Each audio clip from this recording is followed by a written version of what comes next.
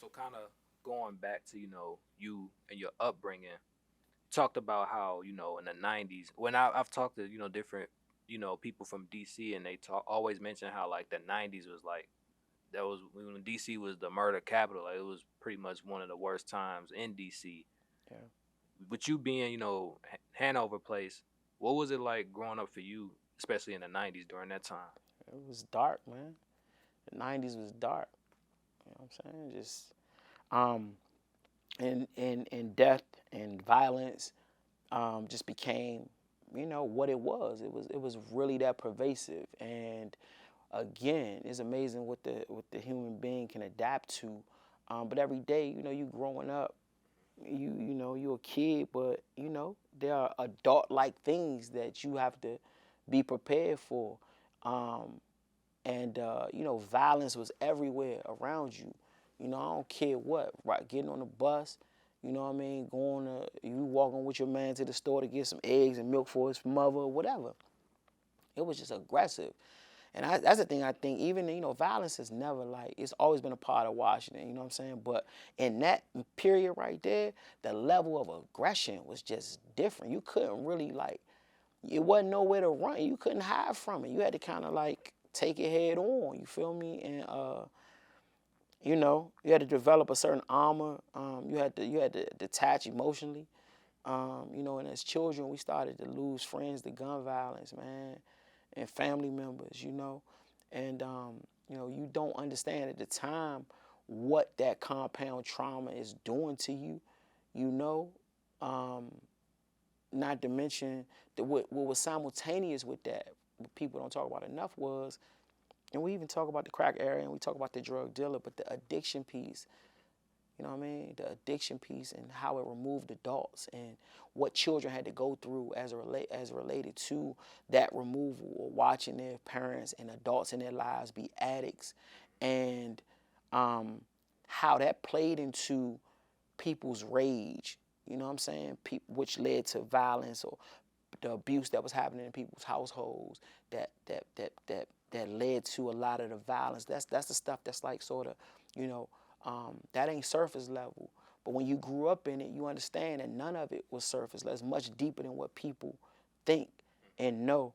And so many lives got, impacted or cut short, that really shouldn't have, man. It really was a dark, dark, dark time. I wake up every day, man, just feeling like the luckiest man alive, man. Like, I ain't never been shot. I ain't never been stabbed. I ain't never been to jail. You know what I'm saying? Like, that is, I understand the grace in that. I understand that, for real, the miracle in that, from where we from, you know? And so that, I think that's played a huge role in my sort of consistency in trying to, be a voice, be a bridge, be a translator, to open up opportunities for people that come from that circumstance. How did you link up with the First to Know crew growing up? And so that's just right. I mean, we pretty much. So, like, that's just through the alley from Hanover. You know what I'm saying? The unit block of O Street is the next street over. But like when we was growing up, like my early life, Hanover had people on it. When I got like 10, we talking about these things like urban renewal and all that. So they shut our block down and they moved everybody that was on Section 8. They moved them to, like, different projects or different parts of the city. You know what I'm saying? So it stopped being kids on hand. Most of the houses on my street was abandoned. You know what I'm saying? So I started just hanging on. The dudes from around O Street just come around Hanover and hang with us anyway. But then I started going around there. Um, and as we got a little older, we, instead of, Hanover was more a thing that had became almost like a relic of the past, or like for the older guys. Like, we ain't want to be just call Hanover just Hanover. It was like, we First to Know, and that was us. That was our little crew. You know what I'm saying? And then a little later on, the guys that hung on North Capitol and P, or between O Street and P Street, um, we started calling that NCO, North Capitol and O. And so but we still was all one. So it was First to Know, NCO, Hanover. It's just one crew. Yeah. So kind of like you had talked about how you had never been shot, been to jail, or anything like that. But what was it like seeing so many of your peers and friends fall to either like being convicted, incarcerated, or dying. Whether it be like the street violence or any other type of way. What was that Yeah, like? it crush you, you know what I'm saying? But it's normal too, at the same time. So it just it's like it's what happens. It ain't until you look back and you be like you evolve and you be like, man, damn, I went through that. Yeah, like all my friends going to jail, everybody, and I'm doing time with dudes. It's not like in my life. I can't speak for other people because some people, people go to jail and they just don't see them until they come back home. They don't communicate with them. They don't, and I ain't judging that. That's that. But for me, it wasn't like that. I was always the person that everybody could depend on.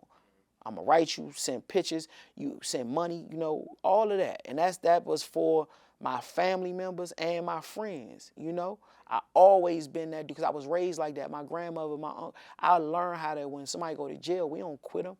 We go see them, we hold them down till they get back. You understand what I'm saying? So I was bred like that. And so it put a lot of stress on my life though, bro. A lot of, and then, when people are away, people put, especially when they know they can depend on you, you know what I'm saying? They call on you. They call on you, man. So it was not a good feeling. Even for, I'm just so glad that, so many of my family members and my friends that, that were incarcerated or that had a long time, they back. My cousin Rico, Antonio, my uncle Lo, you know what I'm saying? Who had life as well, gave that life back. A lot of my homies, you know what I'm saying? Some of my homies that came home and then caught New Jones and went back in. Or like, when I was so happy when my homie Stinker came home, who went away when he was like 15, 16. Yeah, I was like 16, he was like 15, but he did like a dub. He came home and unfortunately, man, I lost my homie, he got killed.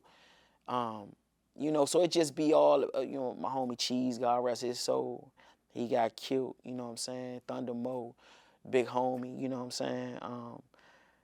Yeah, man, when you come from where I come from, I don't say that on like stick in my bone. You come where I come from, you don't really age out. Like you don't age out the street. Like these guys I'm talking about that died in the last 3 dudes I named. One died in his 40s, one died in his 50s, one died in his 60s. The gun violence. You know what I'm saying? Yeah, it's like that kind of thing. Not old, not cancer, not diabetes, not an accident. Dudes are getting murdered. You know what I'm saying? And it's that does something to you, bro. That does something to you. Like sometimes I be feeling like I was in a plane crash and I was the only one to survive. You know what I'm saying? I'm not the only one.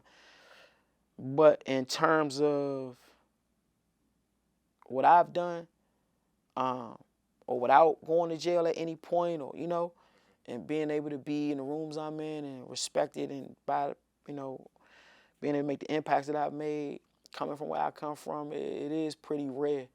And I think as I get older, I think I understand that more than I once. I think I always knew it, but I think I think I get the gravity of that more, when I'm in the space that I'm in now.